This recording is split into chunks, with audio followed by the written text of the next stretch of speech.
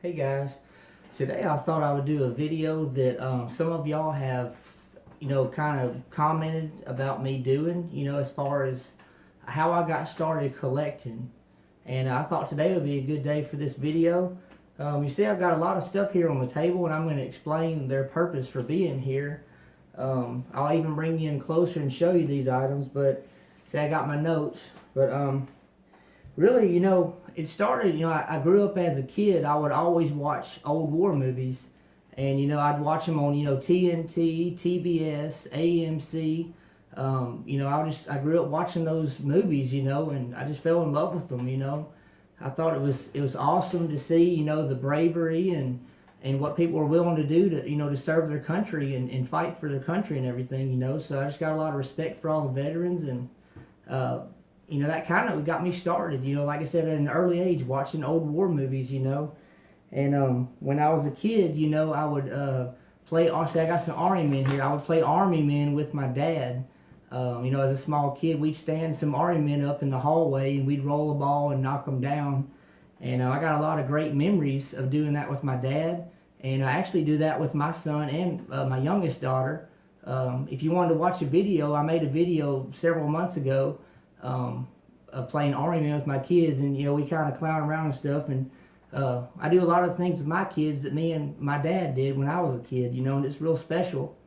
But like I said, watching old war movies, playing Army Men, I would read. I was really big into history, not just military history, but history in general. I was always good in school in history, anyways. And eventually, I kind of leaned more toward military history and reading more books and doing research and studying stuff. And I got more and more fascinated as I got older in my teenage years and everything. And I also, I grew up playing. I had a PlayStation 2 when I was a teenager, and I would play games like this one right here. I'll show you these Medal of Honor games and stuff. And I got to actually somewhat pretend like I was in a way in battle or whatever, and kind of experience a little bit of what soldiers actually went through. I also grew up, my parents divorced when I was 5, and I lived with my mom and stepdad for years, and I ended up moving back in with my dad and stepmom, when I was 16. But I grew up, with both parents going to yard sales, going to flea markets, estate sales, and my dad more antique stores and antique malls and stuff. And I just like old stuff. I'm not really into all this new technology. That's not for me. I'm not knocking anybody who is into it, but I just like the older stuff. I love going through antique stores and stuff. It's like I'm going back in time. It's awesome. I just love the old stuff. It's awesome to see how we've developed as people and with technology and devices and just different stuff. It's really cool to see where we've evolved from, But honestly, it's kind of funny, but growing up, everybody's had their dream car, dream vehicle, what they wanted to be their first vehicle. And I remember as a kid, I wanted my first vehicle to be a World War II Willys Jeep. And I'm about to be 32 this year in May, and I'm still hoping for that. It'd be awesome one day to have my own Willys Jeep. But who knows? Maybe it'll happen, maybe it won't. We'll see. But I thought it was kind of funny. But Willys Jeep was going to be my first vehicle as a kid. But like I said, I started going into antique stores, and that with playing military video, like war games, and watching war movies and reading military books and military history. I got more and more into the hobby as I got older, like I said, my later teenage years into my early 20s. And I got married when I was 22. So I was kind of young getting married and everything. And honestly, I never thought I would be able to afford, all the stuff that I have now, which I'm not well off at all. Like I said, I always put God first, my family second, and then, this hobby is third. But, I'm thankful, that I've got a good job. Me and my wife both do. We're really blessed. And, from time to time, I can pick up a new gun or, different things, But another thing, my grandfathers, both of my mom's dad and my dad's dad, both served in Korea. And my mom's dad, he actually died when he was 26 years old. My mom was 2 years old. Her and her siblings were young, and they were actually, my grandmother remarried, and the grandfather that I knew was basically my mom's stepdad, you know, and like my step grandfather, which, you know, it ain't the step thing, you know, he was my grandfather, you know. And then my dad's dad, you know, was in Korea. He was in the Chosen Reservoir. I've done some videos on him. I got a couple pictures of him here I'll show you. But, you know, I always wondered, you know, about my grandfathers being in the service. Like, what did they see? What did they do? What did they experience? You know, because, like I said, my mom's dad died when he was 26, and that was in 1964. So that was 22 years before I was even born, you know. And then my dad's dad, he passed away in 1988, and I was about 2.5 years old, so I have no memories of him, unfortunately. So that kind of, you know, made me wonder more and more about this military stuff and collecting and history and stuff, you know. Let me look at my notes here, but like I said, the antique store stuff, as I got older, started doing that. And honestly, I got my first helmet. Most of you guys know I'm a helmet freak. My first helmet right here. I got this at an antique store in, I believe it was 2010, if I'm not mistaken. About 8 years ago. It's, I'll show you, when I bring you in closer, I'll show you, but it's a Vietnam Parish-made helmet. I gave 15 bucks for it.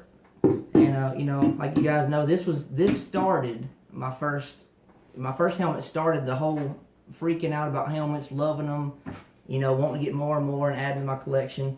And this one right here, this was my first World War II helmet that I actually basically got for free.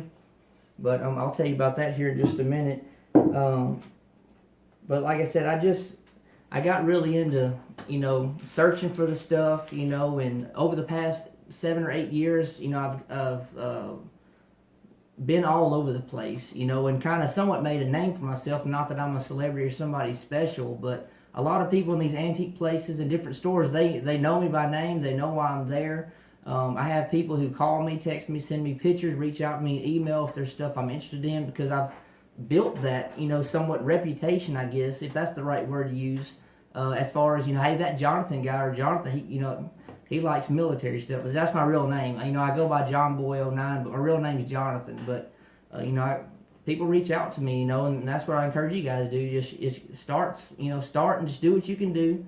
You know, don't try to live beyond your means or anything. Just take it a little bit at a time. You know, and your collection will grow. If you want to make YouTube videos, slowly your channel will grow.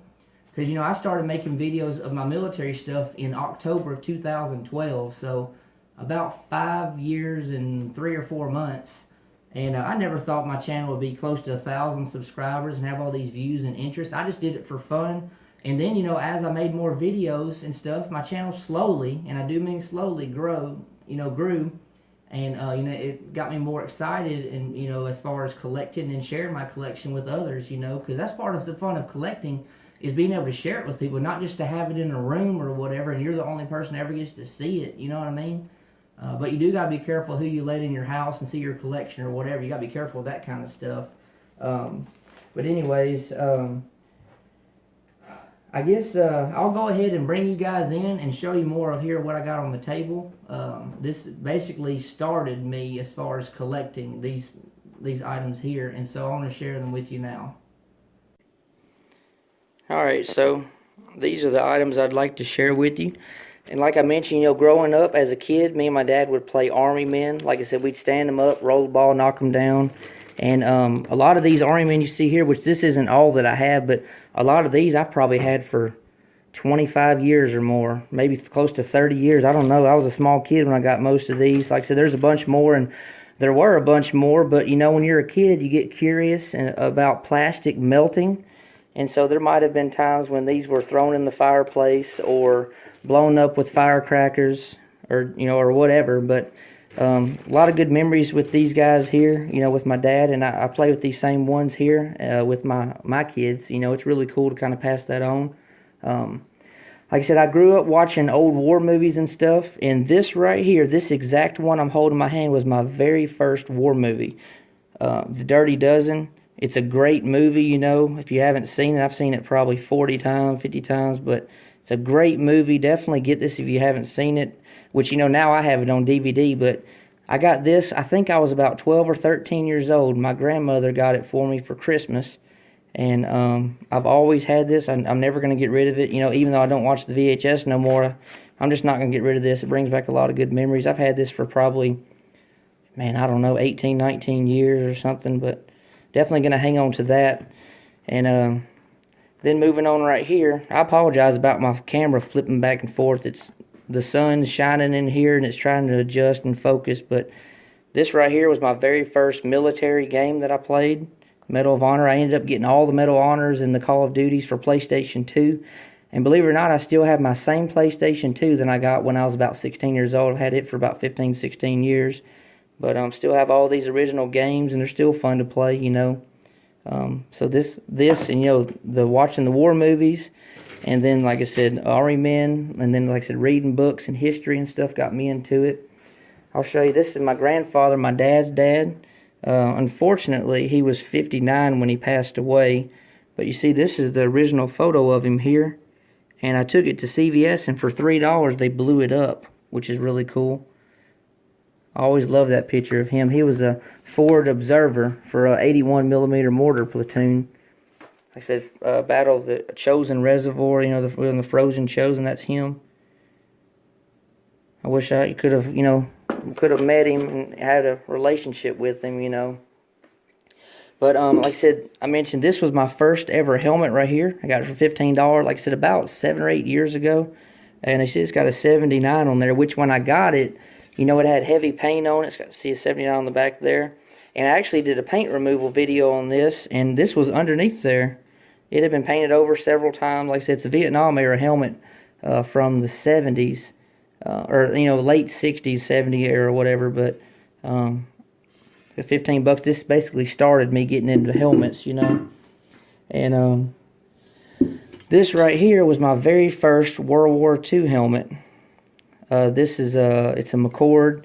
I actually got this, let me tell you the story. My wife's grandparents owned an antique store in Arkansas. I live in North Mississippi. They're from Arkansas. And it was closed down after her grandfather died. And her grandmother let me go in there one day. And I went in there several times afterwards. And I just got so much stuff. You know, I got some Vietnam era uniforms. I got some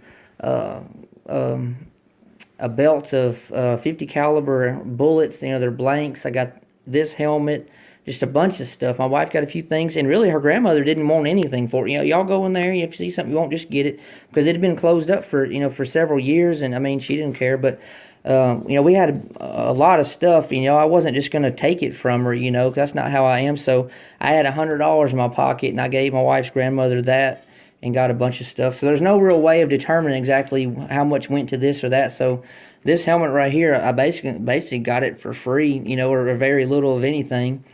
And what's cool is this helmet, if you can see, it's a 94C. So this is actually one of my earliest helmets I own. This dates to about March of 1942. Front seam, it's a fixed bell, which the chin strap's about gone. This isn't even an original piece here, but it's got a name in here. Mike Lavnius, United States Marine Corps, which I'm guessing probably Korea or Vietnam era written on there. What else was cool is this right here. If you can see it, I know it's a glare, but I hate that it keeps focusing in and out. I'm sorry, but see, it's got a flower on there. I was like, what in the world? And then I got thinking, as I collected more and studied more, you know, it could have been a hippie, or the hippie person could have got it and stuck a flower on there or something. I don't know, but anyway, I thought that was kind of interesting. And the last item I got right here, most of you already know what it is. It's a 9130 Mosin Nagant. This is my very first milsurp I ever got. I got this rifle in July of 2010, so, you know, this year will be 8 years since I got my first rifle. I had just turned 24 a couple months before. So, like I said, a lot of you guys are in your teens already starting. I was 24 before I got my first milsurp rifle. But, like I said, this one, you know, it's nothing special. It's just a round receiver. 1943. But I got this online. My dad actually got one at the same time I did. We ordered it from JG Sales in Arizona, and they had these for $80. And, the transfer fee and everything, it came out to basically about $100 when it was all said and done. Like I said, this is my very first milsurp, and, I had no idea that these were still that cheap, which, I wasn't really into, milsurps. I didn't know pricing and all this kind of stuff, but I was just thankful I was able to pick this up, and like I said, as I, got older, and things got better financially, I got more into buying things and everything. Like I said, I never thought I'd have a collection like I do, but I'm thankful, that I have a good job. Like I said, I'm really blessed. Now, another thing that kind of jumpstarted me is I went to a military auction in April of 2012, so it's been about 6 years ago, and I got so much stuff. It was just unbelievable, and I got it for basically cheap price. They were just letting it go for little of nothing. It was unreal. And, I came home with so much stuff for very little bit of money, and I was like, man, it's unreal how affordable this stuff still is, and how much of it's out there, So I started, buying more and more and more and everything, and it's just really fun, collecting. And, I got into going to gun shows about 2011, 2012, but honestly, I don't even go so much anymore because of all the crooks and price gougers that are at gun shows trying to take advantage of people. And I know stuff, inflation stuff goes up, but I'm not going there nowhere near like I used to, and supporting all these guys who just, had these outrageous prices trying to take advantage of people, because that's not right. That's not what this is about. I'm all about making a little bit of a profit if you have to, but, just trying to just totally deceive people and lie to them and take advantage of them and rob them, I don't support that. So I've stopped going to a lot of gun shows, but it is what it is. But anyways, like I said, I just appreciate you guys a lot. I try to do my best with this camera work. Sometimes there's a glare, the sun's shining, or, focus is in and out, and I apologize about that. I'm hoping to save up money and get me a nice camera so I don't have to keep using my cell phone, but y'all just bear with me if you will. Please continue to support me, and like my videos, comment, share them. If you haven't already, please subscribe. I love, interacting with new people, and getting to know y'all somewhat, especially if y'all make videos as well. I'm just so thankful for as much as my channel's grown. I'm about to hit 1,000 subs probably in the next couple days or so. Just thank you all so much, and be on the lookout. More videos are on the way. Hopefully I can get out there and shoot before long. It's been crazy weather for weeks and weeks here, but I got a lot of videos planned, so stay tuned, and thank you all so much.